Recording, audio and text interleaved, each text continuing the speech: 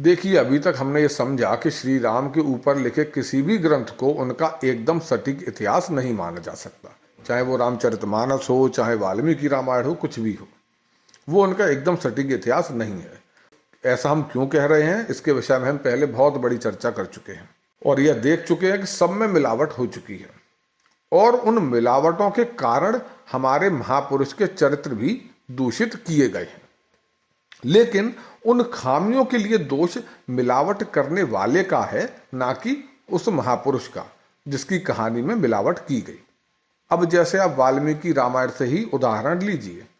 आज जरा सी भी अक्ल रखने वाला हर व्यक्ति समझ सकता है कि उत्तरकांड इसमें एक मिलावटी कांड है और इसी कांड में राम जी द्वारा सीता जी के त्याग की कथा है, राम जी द्वारा तपस्वी शूद्र शंभू की निर्मम हत्या की कथा है।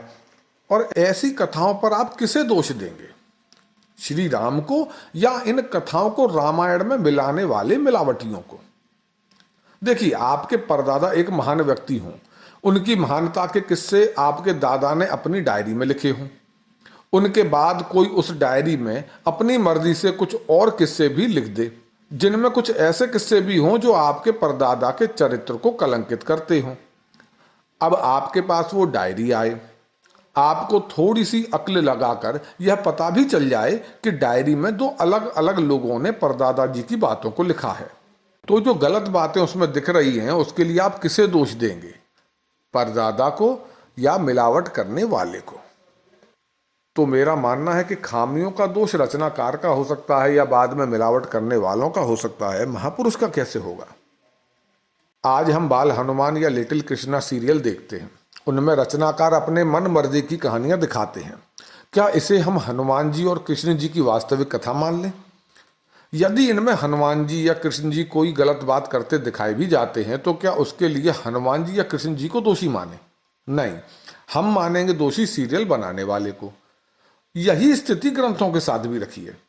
अतीत में सीरियल नहीं बनते थे, तब कथाएं थीं, कविताएं थीं, ये सब रचे जाते थे और उनके रचनाकार उसमें ऐसी अनेकों बातें अपनी मन मर्जी से जोड़ घटा लेते थे जो उन्हें ठीक लगती थी। आज वही रचनाएं हमारे सामने प्राचीन ग्रंथों के तौर पर उपलब्ध हैं, इसलिए उनमें कोई खामी दिखती भी है तो उसके लिए आप रचनाकार को दोषी मानिए, ना कि उन लोगों को जिनके ऊपर उसे रचा गया है। तो इससे हम क्या समझें? इस बात से हम यह समझें कि यदि कोई व्यक्ति किसी ग्रंथ आदि के हवाले से किसी प्राचीन महापुरुष पर सवाल उठाए तो सबसे पहले हम यह पता करें कि वह ग्रंथ उन महापुरुष के समय में लिखा गया अथवा बाद में लिखा गया। अगर बाद में लिखा गया तो वह बहुत विश्वसनीय नहीं हो सकता, क्योंकि वो आंखों देखा हाल नहीं बता रहे, बस अनुमान से लिखे गए। इसलिए उनमें यदि महापुरुष के चरित्र में कोई खोट दिखता भी है तो वह रचनाकार का खोट है, ना कि उस महापुरुष का। जैसे आज मौजूद सैकड़ों रामायणों में बस वाल्मीकि रामायण को ही सबसे पुरानी रामकथा माना जाता है, बाकी सब श्री राम के समय के सदियों बाद लिखी गई। इनमें श्री राम के चरित्र में कोई खोट दिखता भी है तो उस पर आप रचनाकार पर सवाल उठाइए, श्री राम पर सवाल क्यों? अच्छा, यह तो हुई उन ग्रंथों की बात जो बहुत बाद के समय में रचे गए। अब रही बात ऐसे ग्रंथ की जो उस प्राचीन महापुरुष के समय का ही माना जाता हो, उसमें अगर महापुरुष के चरित्र में कुछ गड़बड़ दिखती हो तो क्या करें? तो कड़वा सच यह है कि ऐसा कोई ग्रंथ आज है ही नहीं जो बहुत प्राचीन समय में रचा गया हो और आज भी बिल्कुल वैसा ही हो जैसा उसके प्रथम रचनाकार ने रचा था।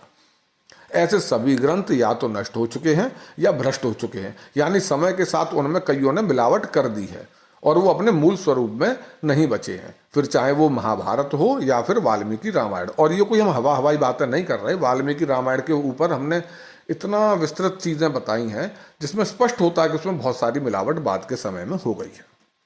तो मूल बात यह है कि किसी धर्म ग्रंथ में कोई खामी ढूंढकर यदि कोई व्यक्ति किसी प्राचीन महापुरुष के वजूद पर या उनकी महानता पर सवाल खड़ा करता है तो वह वही मूर्खता करता है जैसे कोई 2012 की film Abraham Lincoln vampire Hunter के हवाले से अब्राहम लिंकन पर सवाल उठा दे। अब्राहम लिंकन एक महान व्यक्ति थे अमेरिका के, उनके राष्ट्रपति बने वो, लेकिन बाद में अभी एक फिल्म बनी तो उसमें थोड़ा सा फिक्शन को जोड़ा गया और अब्राहम लिंकन को वैम्पायर हंटर भी दिखा दिया गया। तो फिक्शन थी और उसमें रियल कैरेक्टर को भी लिया गया, तो उनको मिलाकर एक कहानी बना दी गई, कई चीज़ें अपने मन मर्जी से उसमें दिखा दी गई। लेकिन उनके आधार पर क्या अब्राहम लिंकन पर सवाल उठेगा? नहीं उठ सकता ना। इसीलिए रामचरितमानस में खोजी गई खामियों से तुलसीदास पर सवाल उठा लीजिए, वाल्मीकि रामायण में मिलती खामियों से उन ढोंगियों पर सवाल उठा लीजिए जो धर्म के ठेकेदार बनकर मिलावट कर गए।